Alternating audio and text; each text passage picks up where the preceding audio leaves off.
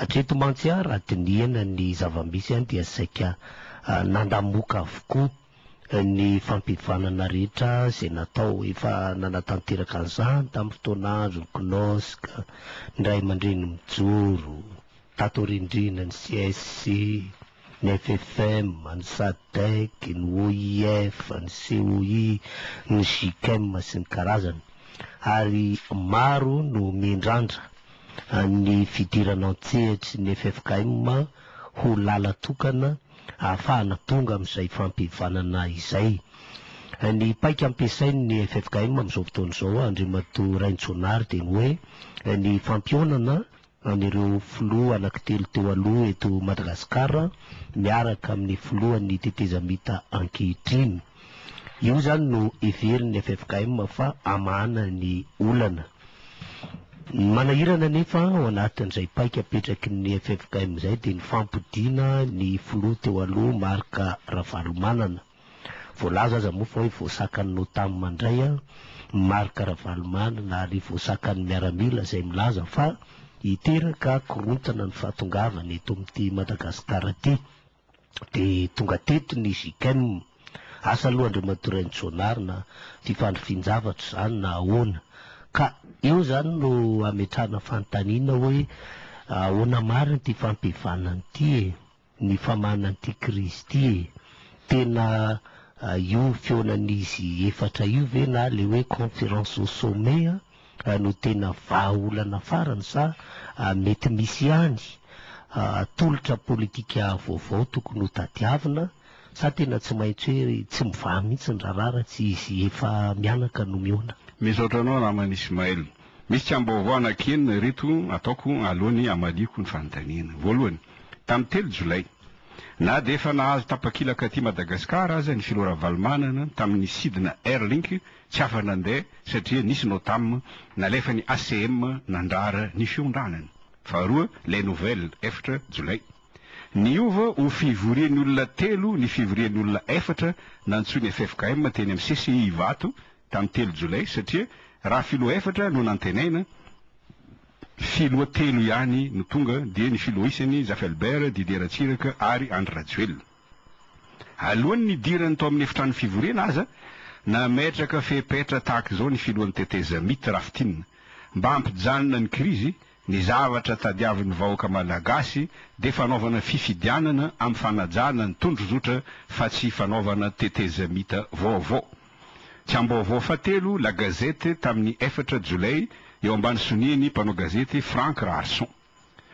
Rafitinina zao ny lazainy afabaraka ny FFKM noho ny fiverenan'ny Ravalomanana tsy tanteraka.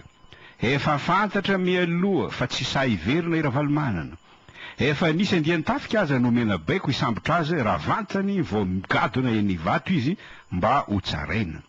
Fantatry ny FFKM ho ihany ny mpanao gazety Frank Rarson fa tsy toteny intsony izy eo amin'ny lafiny ara-pana.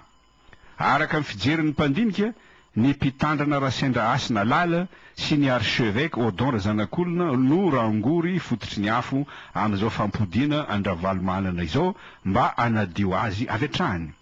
Ny tanjon'izy roa lahy ho ihany ny Frank Rarson dia amafa ny ezaka fampihavanana ataon'ny fianakaviam-beraisam-pirenena sy amboly korontana eran'ny Madagasikara amin'ny fananganana tetezamita vaovao. Tsy tokony omena laka amin'ny fanaovana fampihavanana itsony ity FFKM mandoza ity ho ihany ny Frank Rarson. Tsy azo ekena mihitsy izao fahotana mahafaty ataon'izao mamadika ny vahoaka malagasy ho ampondra. Oka ianareo maramila ho ihany Frank Rarson tsy aneky fitahiny FFKM. Izao zavatra ataon'ny FFKM manao andranandrana izao no mahatonga ny mpiangony mankany amin'ireny sekta mampididoza sy diabolika ireny. Mbola ilaina tsy haivina koa ve hoy Andriamatoa Frank Rarson fa tsy tokony hitsabaka amin'ny raharaha politika ny olom-piangonana. Na tiana na tsy tiana hoy izy fanjakana laika i Madagasikara. Tokony ajaina ny fisarahan'ny fiangonana sy ny fanjakana satria zavatra ekeny izao tontolo izao izany.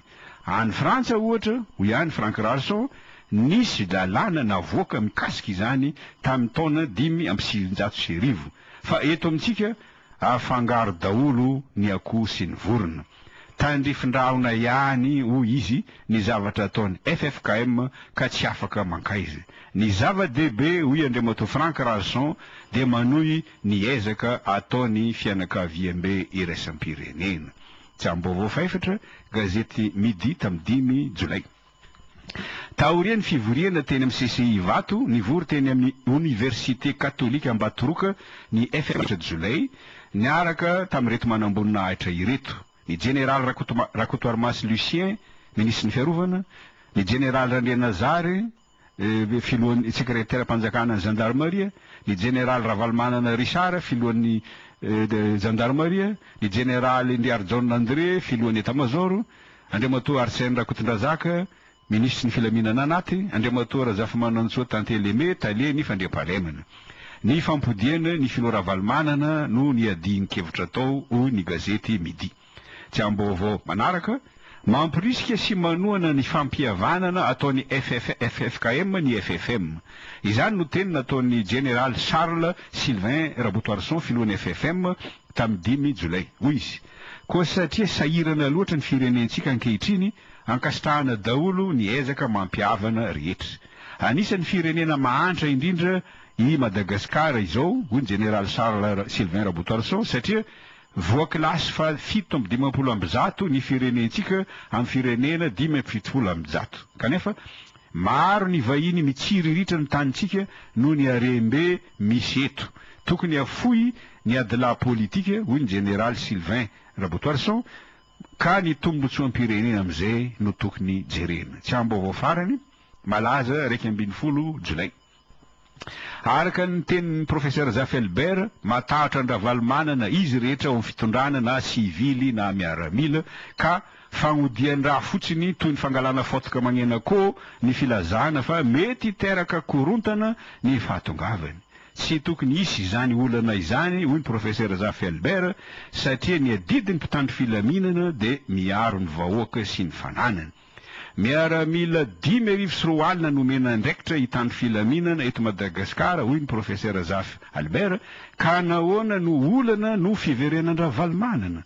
Amiko hoy izy, tsy netra miaramila fa miandany ara-politika. Rehefa vita izay tsy ambaovao zay, inona no azo lazaina mikasika ty fampihavanana ataon'ny FFKM ity? Izao ny teny mampieritreritra nataon'ny gazety La Nation tamin'ny 10 jolay. Nahoana no tonga eto Madagasikara amin'izao fotoana izao ny solon-tena maro alefan'ny communauté internationale. Tsapa mantsy fa misy Rivobaobao mitsoka mikasika ny famaranana ny krizy eto Madagasikara no ny fidiran'ny FFKM antsehatra.